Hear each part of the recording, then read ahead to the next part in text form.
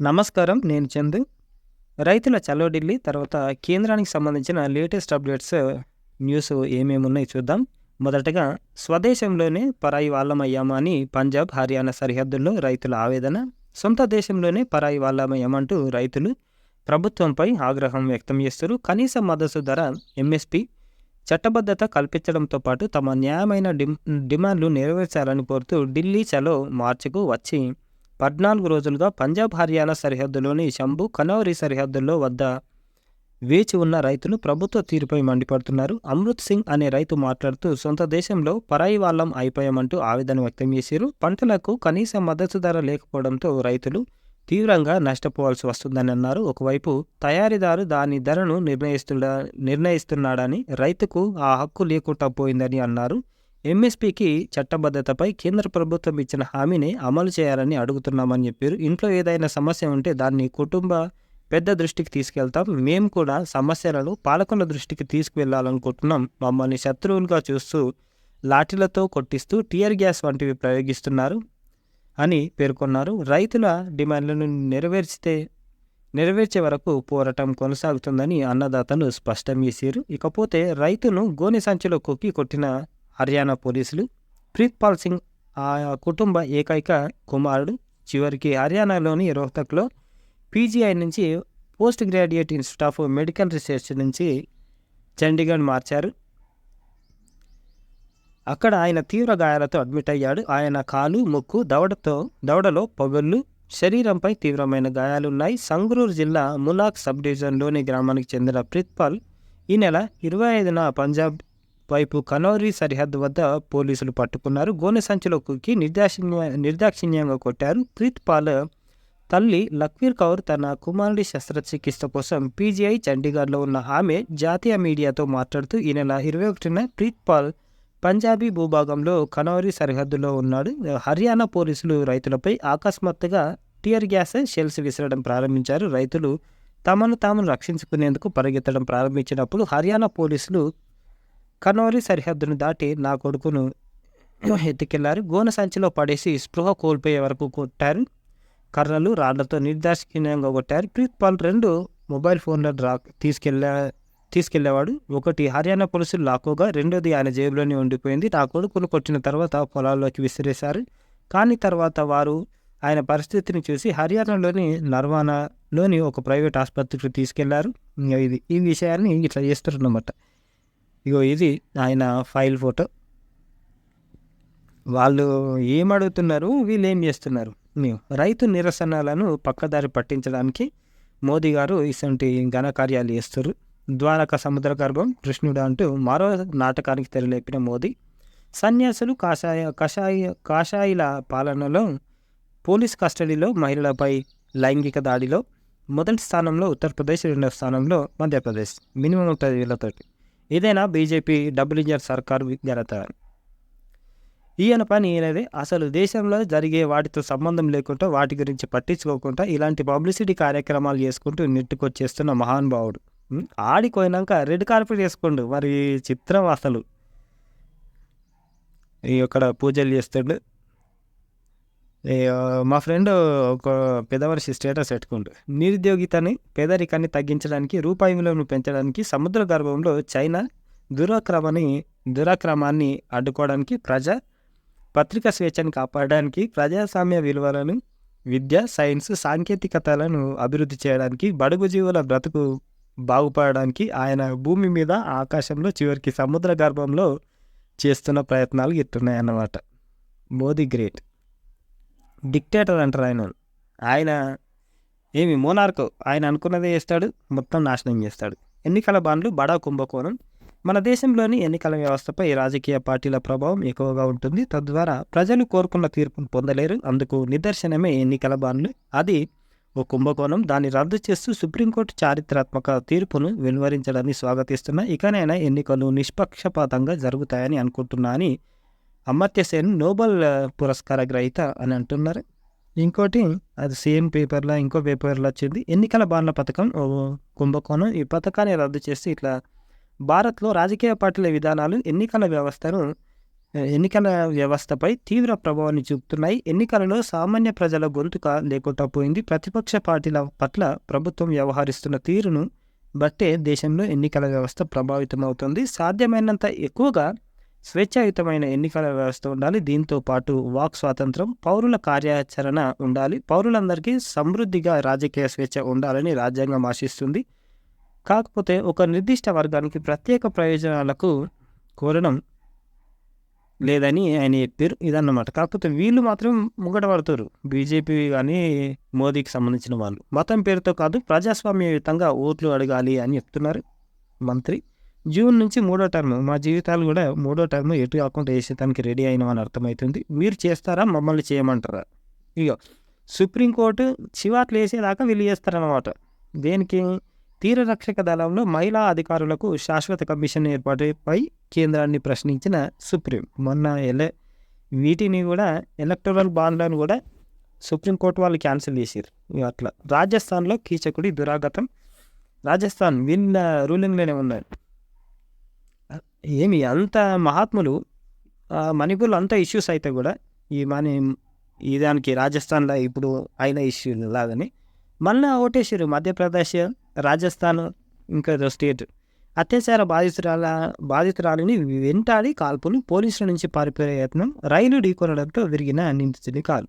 అట్లా యువతి మానాన్ని దోచిన ఓ కీచకుడు తనపై కేసు పెట్టిందనే కోపంతో ఆమె ప్రాణాన్ని సైతం హరించేందుకు తీవ్ర ప్రయత్నం చేశాడు. వెంటాడి కాల్పులు జరపడంతో పాటు పదునైన ఆయుధాలతో పొడిచి హత్యకు తెగించాడు. పోలీసుల నుంచి తప్పించుకునే క్రమంలో రైలు పట్టాలపై కాళ్ళు పోగొట్టుకొని ఎట్టకేలకు దొరికిపోయాడు.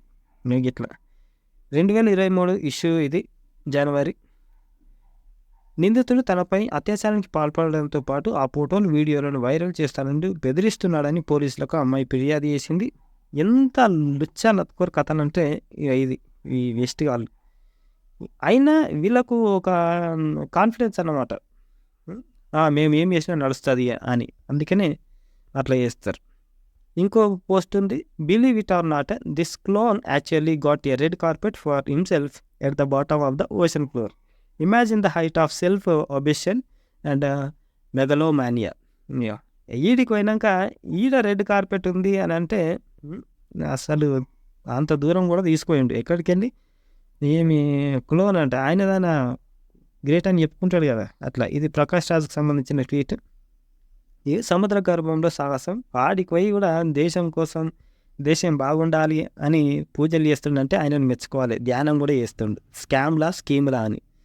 మీ దగ్గర ఉన్నాయే స్కీములు, వేరేటోళ్ళు వస్తే స్కామ్లు వస్తాయి అని చెప్తున్నావు కదా, అదంతా ఉత్తమాటనే. మీరు పెద్ద స్కామ్లు చేసేది మీరు. వాళ్ళన్నా స్కామ్లు చేసారేమో, మమ్మల్ని అయితే మొత్తం ముంచుతున్నావు కదా. పెట్రోల్ ఛార్జీలు అని, గ్యాస్ ఛార్జీలు అని ఏటు కాకుండా చేస్తే మోడీ స్కూబా డ్రైవర్ చేస్తావు. నెమలి పెంచాలతో వింజామరా. నెమల్ని పెంచి దాన్ని ఈకలు వీక్కొని పోయినావు. ఇక ఇది యువత స్వప్నాలతోనే వికసిత భారతం. మీరు మాత్రమే తెల్లగవుతారు, మేము తెల్లగాము. భాష, ప్రాంతీయ భేదం లేకుంటే అందరికీ మోదీ గ్యారెంటీలు విని పట్టుకొని అనాలి. అసలు అప్పుడు చక్కగా అవుతారు. భాజపా ఎన్నికల ప్రణాళికపై ప్రజల నుంచి సూచనల స్వీకారం. ఏమంటే స్వీకరణ చెయ్యరు జరా, ఈ నంబర్కు మిస్ కాల్ ఇస్తే చాలని చెప్పారు. ఏంటిది అని అంటే పెట్రోల్ ఛార్జీలు 40-50 ఇయ్యరు, ఫ్రీ ఎడ్యుకేషన్ ఇయ్యరు, తర్వాత న్యాయం కూడా జరగాలి, అత్యాచారాలు ఆపుర్రి మీరు ఉన్న స్టేట్లని ప్రైమ్ పార్ట్గా. తర్వాత ఏమంటారు వాటిని, నిత్యావసర సరుకులు ధరలు కూడా తక్కువ అయ్యేరి. టమాటాలు 20, అన్నీ ఏడి అంటే ఆడి ఖర్చులు తగ్గిపోయేరి. అప్పుడు మేము బాగుపడతాం. అంతకుమించి మీ మనకి బాత కాదు, మా మనసులో ఉన్న మాట వినురి. అప్పుడు వికసిత భారత్ అవుతుంది. మోదీకే గ్యారెంటీ అని చెప్తారు కదా. జీవితాలను సంకనాయిపోయకరు జరసాలు. మహారాష్ట్రలో అలజడి. జాల్నా జిల్లా అంబడ్ తాలూకాలో కర్ఫ్యూ. మరాఠా కోటపై ఆందోళనల్లో హింస. 3 జిల్లాల్లో ఇంటర్నెట్ సేవలు బంద్. జరాంగే దీక్ష విరమణ ఇప్పుడు విరమించిన, కాకపోతే ఉద్యమం మాత్రం ఆగిపోదు అని చెప్తుంటూ. పంటలన్నింటికీ ఒకే విధానం సాధ్యమా అని అంటే సాధ్యం ఇయ్యాలి. సూపర్ మార్కెట్లో పోతే ఇష్టమైన రేట్లు ఇవ్వ. అది కనీస మద్దతు ధరకు చట్టబద్ధత కల్పించాలని చేస్తున్న రైతుల ఉద్యమం ఇప్పటికీ ఆగడం లేదు. కేంద్ర ప్రభుత్వంతో వారి చర్చలు సఫలం కాలేదు. వారి డిమాండ్లు నెరవేరుతాయా? అన్ని పంటలకు ఒకే విధమైన అమలు సాధ్యమేనా అనేవి తలెత్తే ప్రశ్నలు. ప్రకటించిన 23 పంటలకు కనీస మద్దతు ధర అమలు చేసినట్లయితే దాని ప్రభావం ఇతర అంశాలపై, ముఖ్యంగా ఆర్థిక రంగం పైన ఉంటుందనేది ఒక వాదన.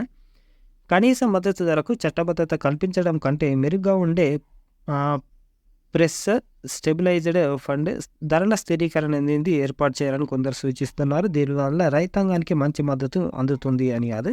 ఇది కాదు, రైతులకే ఆప్షన్ ఇవ్వాలి. ఇగో ఇంత పండిస్తున్నారు కదా, ఎంత మీరు పెడతారు రేటు అని. అంతకుమించి అట్లా ఇట్లా కాదు.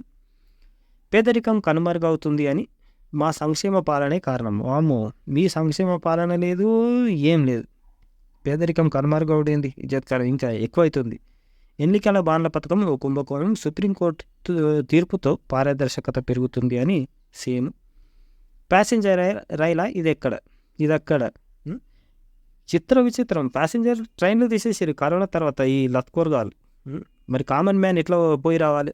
తడిసి మోపెడుతున్న ఛార్జీలు ఎంత మొత్తం మోసం చేస్తారు. నూతన భారత్ను నిర్మించాం. అవును, రేపులు, అరెస్టులు, తర్వాత హత్యలు,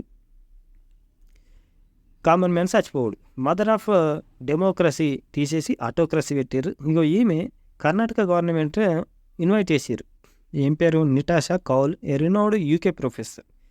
ఆమె వస్తే ఆయన బీజేపీ గురించి ఏడేడా మాట్లాడుతుందో అని ఎయిర్పోర్ట్ని ఆపి మళ్ళీ ఆడికెళ్ళి అటే రిటర్న్ పంపించేసారు.